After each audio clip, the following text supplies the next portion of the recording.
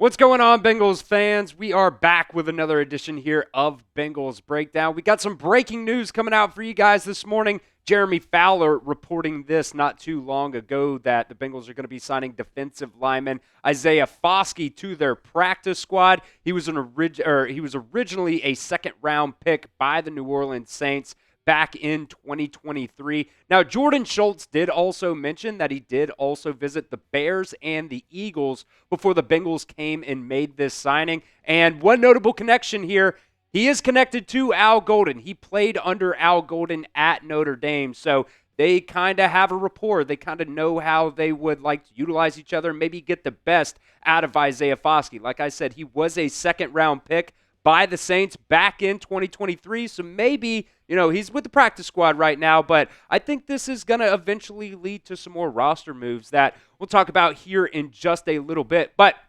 this is why you guys need to be subscribed right here to the channel. The Bengals made this signing, and they also had some, bad news that they got yesterday with the Lucas Patrick injury, and, that's going to, I think, lead to some more moves here this week before week 2 against the Jags. So do not miss out. Make sure you guys hit that sub button, and we'll break down all the good and bad news that the Bengals got over the past 2 days here in just a second. Let's start off with some of the bad news here first. Zach Taylor said yesterday during his press conference that offensive guard Lucas Patrick is going to end up missing the next couple weeks with a calf injury.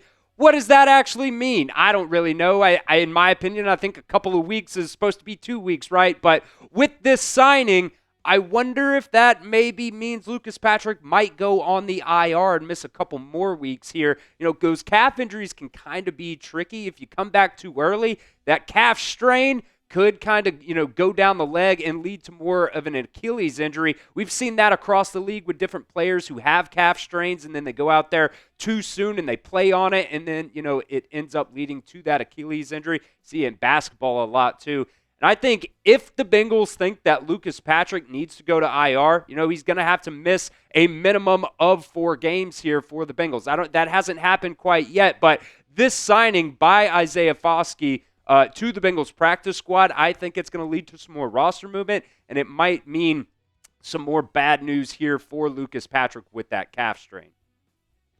So let me know what you guys think. With this signing, does that mean the Bengals are going to put Lucas Patrick on IR? If they do that, he would have to miss a minimum of 4 games. So let me know what you guys think down at the pinned comment of today's video. Will Lucas Patrick be put on IR? Go ahead and type Y for yes or N for no down at the pinned comment of today's video.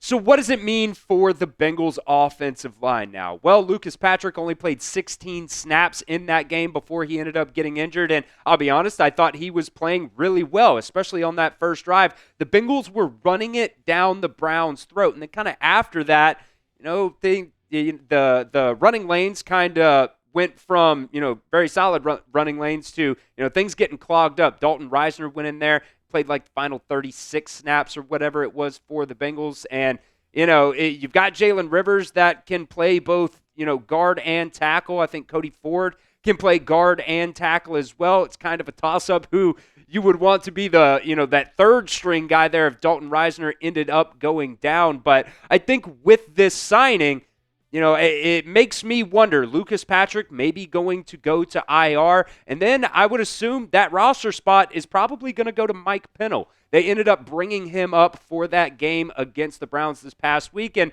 look, the PFF grade isn't the highest thing in the world, but he did what I thought the Bengals wanted him to do. You even think back to one of those earlier drives in the game, the Bengals had the Browns at 4th and goal from the 1-yard line, and, they ended up punching it in, but it was like 1st and goal from the 1-yard line. They had to, run 4 run plays right up the middle to actually be able to score. So I thought, Mike Pennell did a pretty decent job in the 22 snaps that he ended up playing for the Bengals. And, like I said, I think that they're going to do some more roster moves this week. I think what that means for the Bengals here is they're going to send Lucas Patrick to IR. He's going to miss a minimum of 4 games. This is all conspiracy theory. This is just kind of what I think is going to end up happening because of this signing here. I think they're going to send Lucas Patrick to IR. I think they're going to activate Mike Pennell to help you against that Jags run game this week because They had a very, very good game on the ground in the first week. Travis Etienne against the Carolina Panthers. I think that's why they're making this signing with Isaiah Foskey going to the practice squad, because I predict that they're going to end up activating Mike Pennell to the 53-man roster. We'll continue with some more stuff here in just a second, but today's show is brought to you by PrizePicks. You and I make decisions every single day, but on PrizePicks, being right can actually get you paid. Don't miss any of the excitement this season on PrizePicks, where it is good to be right. I personally use PrizePicks for so many different types of sporting events, whether it's professional football, baseball, basketball, college sports, MMA, and so much more. PrizePicks is a ton of fun, and if you guys know ball, you can win real money all season long on PrizePicks. This is what we got cooked up for the Thursday night slate of games here. You got the Commanders versus it's the Commanders in Green Bay, and then Philly in Kansas City in this one here. Going with Terry McLaurin, more than just needs a half touchdown in that game, and then Travis Kelce. That is a deal, folks. You need to make sure you get this one into your PrizePicks lineups this week. Only needs a half a receiving yard in this game. That is a discount from 47.5 that they would normally have there for Travis Kelce. So make sure, if you're going to run some PrizePicks lineups this week, get that Travis Kelce discount in there today. PrizePicks is super simple to play. You just pick more or less on 2 to 6 players' stat projections, and if you get your picks right, you can cash in and win up to 2,000 times your money today. PrizePicks also invented the flex play, which means you guys can cash out. If your lineup isn't perfect, you can double your money even if one of your picks does not hit.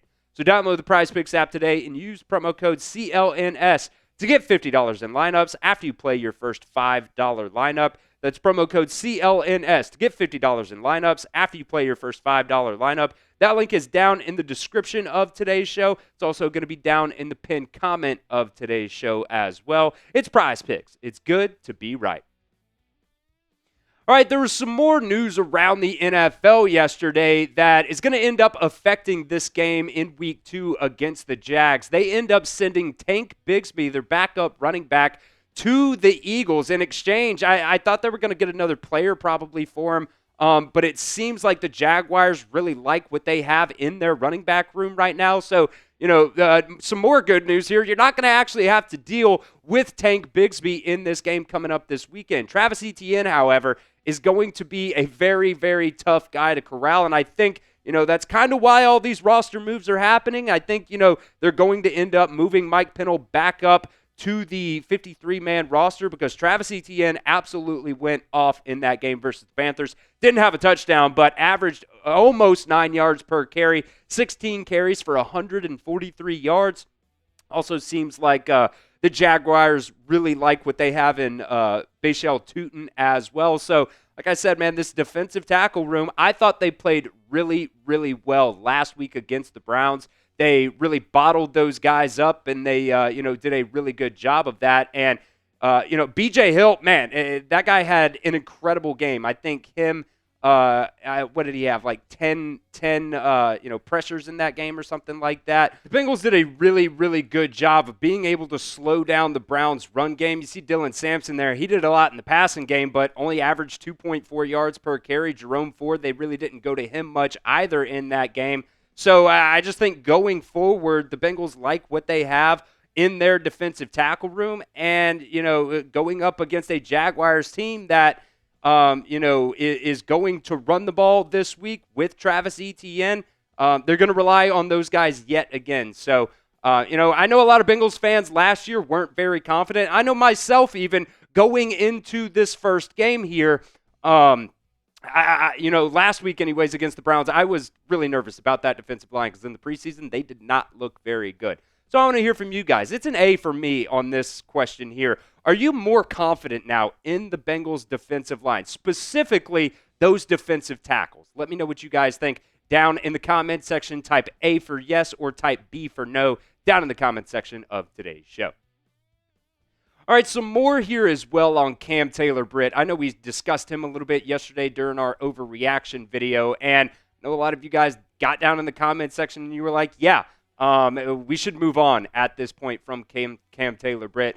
Yeah, he did take some accountability over his mediocre/bad play against the Browns in week 1.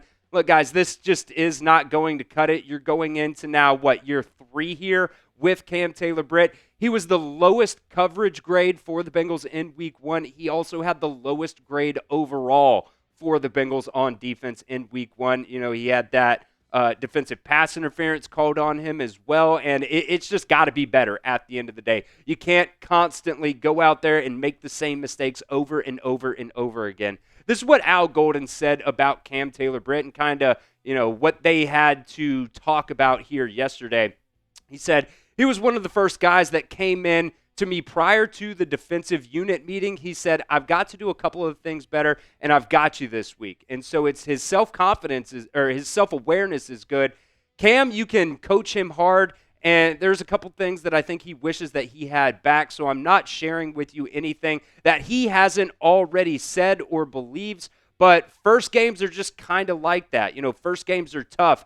And, you're seeing looks that you didn't necessarily prepare for, and this goes on for, about a month until you get a bead on what everybody else has settled into. So this month is tricky. And like I said, you have to control your variables. And I thought our coaches and players did a good job with that. We had very limited mental errors. And I going and watching some of that game, I don't necessarily think that last part was correct.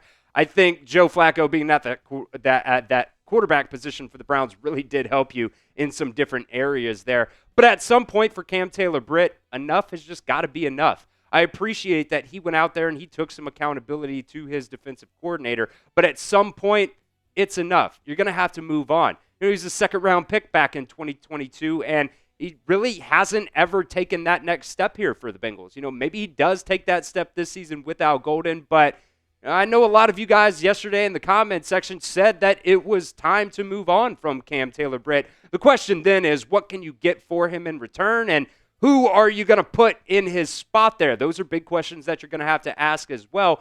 Sometimes moving on to a new team is just what a player needs to end up being good. They need a little bit change of scenery. They need to, change some different things. Maybe that's just the system that they're working in. But I think the clock is ticking right now for Cam Taylor-Britt. The trade deadline is November 4th this season, and he's got until then to at least turn it around for the Bengals because this cornerback room has already not been very good. DJ Turner did get that clutch interception at the end of the game, which is good. But, Dax Hill didn't really look great either in that Week 1 game against the Browns. He kind of let Cedric Tillman run right by him for a touchdown on that first drive. But lucky for the Bengals, they got saved because Joe Flacco never actually looked that way. You guys can go to my Twitter, Chris at Chris Chat Sports, and I tweeted it out. Cedric Tillman just ran right by Dax Hill, and CTB ended up getting called with the DPI there on that first drive. So we need to see more from Cam Taylor-Britt very, very fast, or else he might not be on this Bengals team at the end of the season.